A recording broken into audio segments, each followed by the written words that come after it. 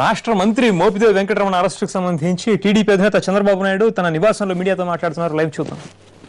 ఏదైనా కానీ చేశారు, వాళ్ళందరిపైన యాక్షన్ తీసుకోవాల్సిన అవసరం ఉంది. అది తీసుకోమని డిమాండ్ చేస్తున్నాం.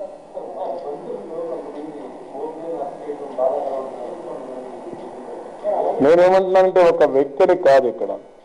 నేను ఇప్పుడు చాలాసార్లు చెప్పాను, నేను I'm not discussing merits of individuals.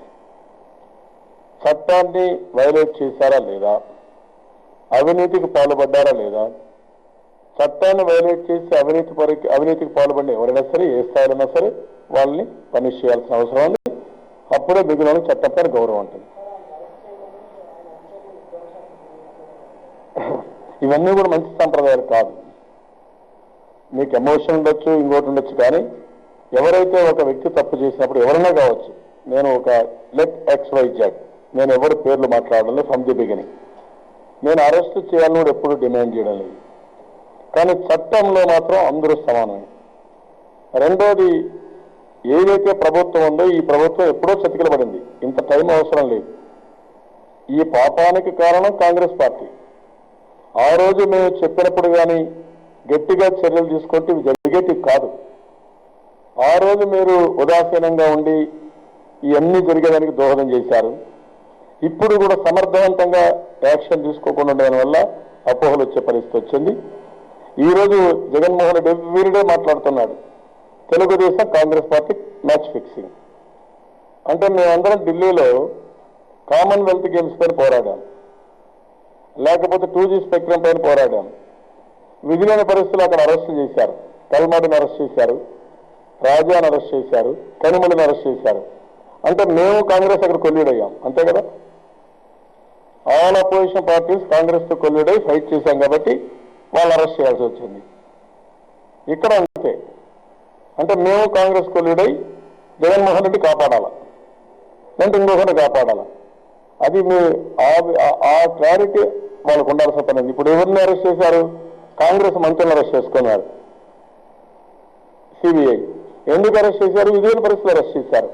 విధులైన పరిస్థితి ఎప్పుడు వచ్చింది? తెలుగుదేశం పార్టీ పోరాటం, ఫ్రమ్ ది బిగినింగ్ పోరాడుతున్నాం. అంటే మేము కాంగ్రెస్తో కలిసి వాళ్ళ మంత్రులను అరెస్ట్ చేపిస్తున్నాం. కేంద్రంలో కూడా మేము కాంగ్రెస్ అంటే ఆల్ అపోజిషన్ పార్టీస్ కలిసి ప్రెషర్ పెట్టి కల్మాడిని, రాజాని, కనిమొళిని కాంగ్రెస్తో కలిసి మేము అరెస్ట్ చేయించాం. ఏదైనా ఒక అర్థం ఉండాలి మాట్లాడడానికి. యు ఆర్ ఇన్ ట్రబుల్, నాకు అర్థమైంది, అర్థం చేసుకోగలుగుతాం.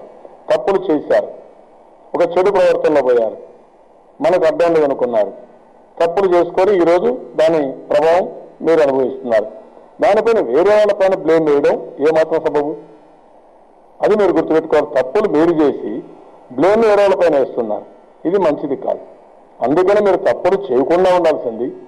తప్పులు చేసినప్పుడు చట్ట ప్రకారం ఎవరైనా సరే దానికి లోబడి ఉండాల్సి వస్తుంది. తప్పకుండా యాక్షన్స్ ఉంటాయి. చట్టం అనేది అందరికీ ఒకటే, కొంతమందికి చుట్టం కాదు, కొందరు అతీతం కాదు. అందరూ కూడా చట్టం పరిధిలో లోబడి ఉండాల్సింది, అది జరుగుతుంది.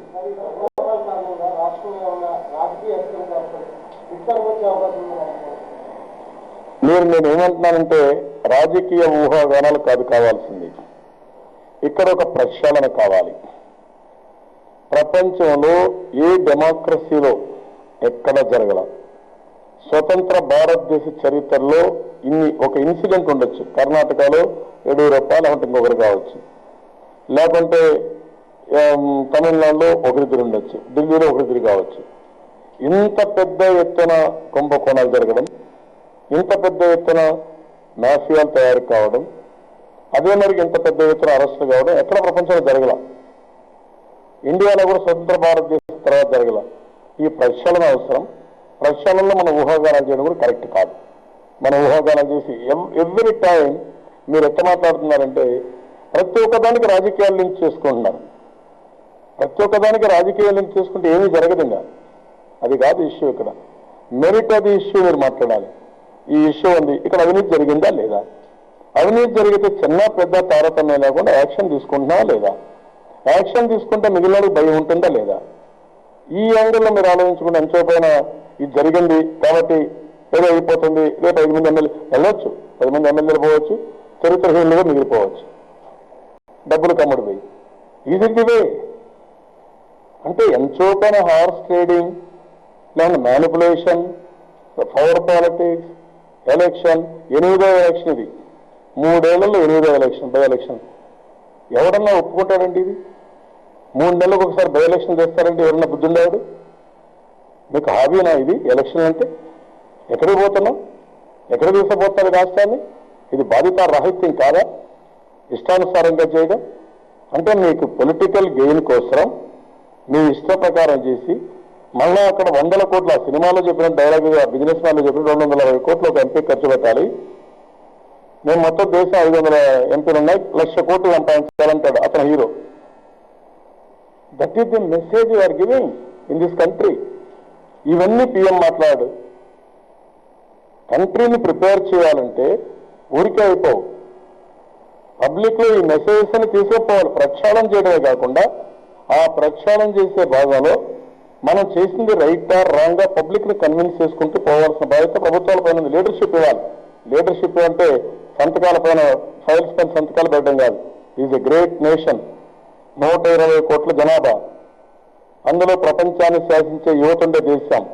వాళ్ళని పాజిటివ్ గా మోటివేట్ చేయడం రాజకీయ నాయకుల యొక్క బాధ్యత, లీడర్స్ యొక్క రెస్పాన్సిబిలిటీ. అది మిస్ అయ్యాం. అందుకే మీరు ఏమడుగుతారని చెప్పిన సార్ ఇప్పుడు రేపు గవర్నమెంట్ పడిపోతుందా, ఇది మీ ఆలోచన. ఎవరు తప్పు చేశారో వాళ్ళు కాదు. భానుకరణ అరెస్ట్ చేసినా గవర్నమెంట్ పడిపోతుంది, దావూద్ ఇబ్రహీంని అరెస్ట్ చేసినా గవర్నమెంట్ పడిపోతుంది. అంటే ఆ యాంగిల్లో మీరు ఉన్నారా? That is where we are now.